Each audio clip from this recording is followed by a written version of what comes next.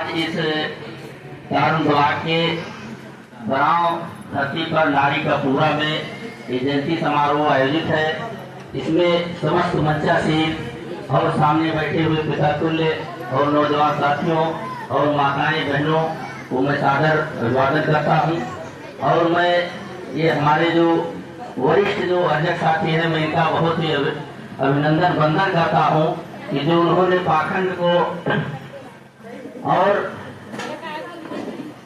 अंधविश्वास को जो आज इस सीमा मतलब यहाँ तक पहुँचाए हैं, इनका बहुत बहुत मैं आभार व्यक्त करता हूँ।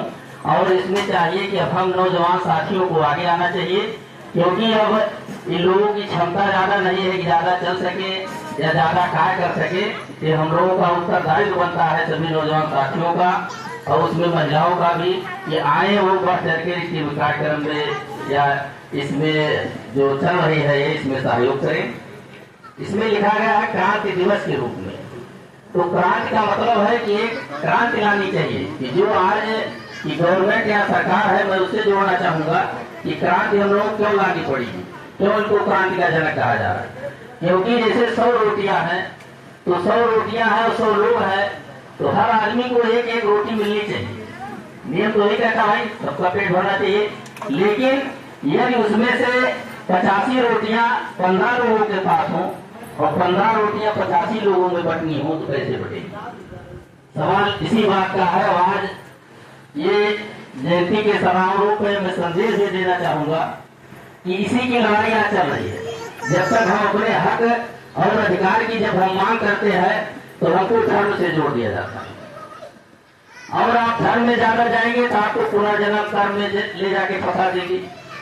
इसलिए हम लोगों को समझना है कि चारों को, जैसे है कि आज परीक्षाएं हो रही है, पेपर लीक हो रहा है। पेपर लीक क्यों हो रहा है?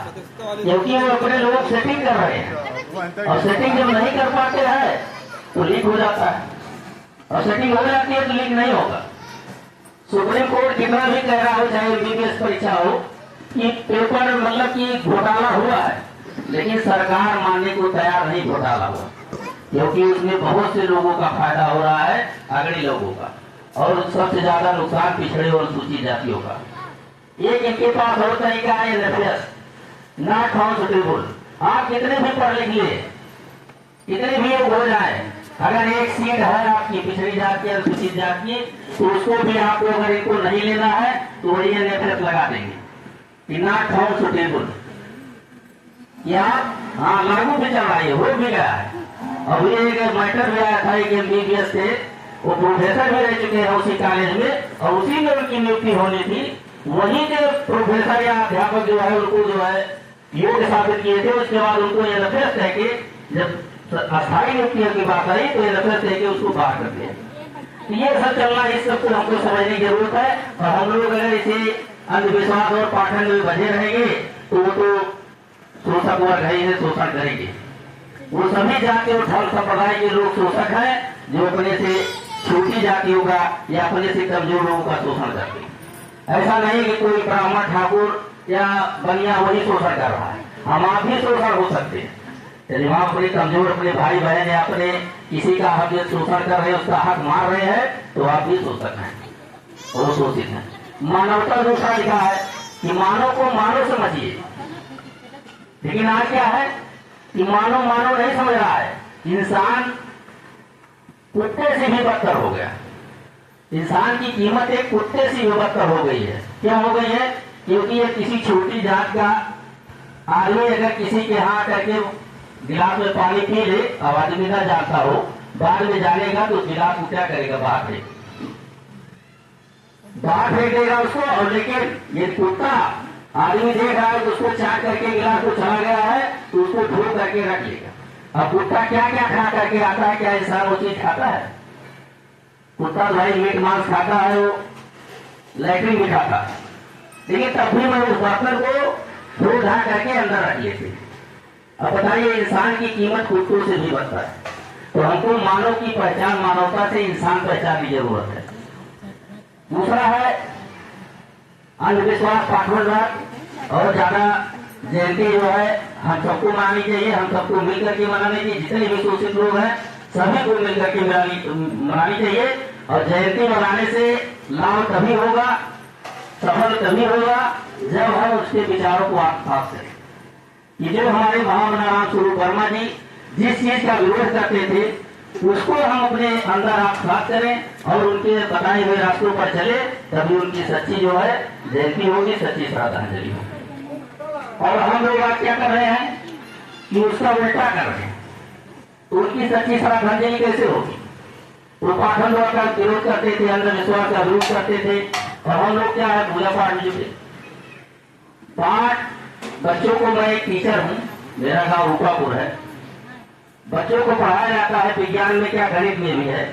ये पृथ्वी इतनी बड़ी है कि हम इसकी कल्पना नहीं कर सकते हैं कितनी बड़ी है पृथ्वी। इसी पे पहाड़ भी है, पर्वत है, नदियां हैं, सब कुछ है, और इसका 100 गुना बड़ा सूर्य है, इसका 100 गुना बड़ा सूर्य है, और इतनी गर्मी है उसमें कि बताइए इतना दूर है तब भी गर्म कर रहा है, धूप नहीं है तब भी सब लोग पसीना सोच रहे हैं।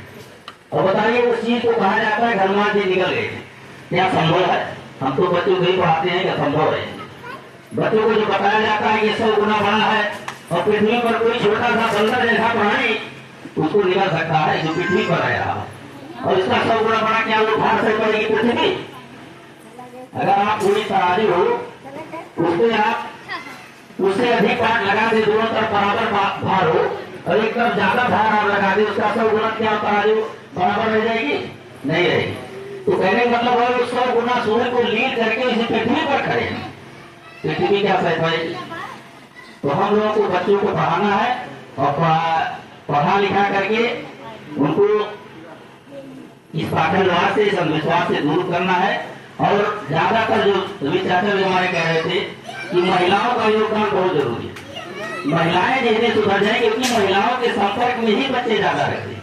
पुरुष तो ज्यादा दिन भर भाई कार्यों में बाहर निकलता रहता है, और महिलाएं देखिए जितना पाखंडवाद करेगी उतने बीमारी से जूझती रहती है। 90-80% महिलाएं देखेंगे आपको मानसिक रोगी मिलेगी।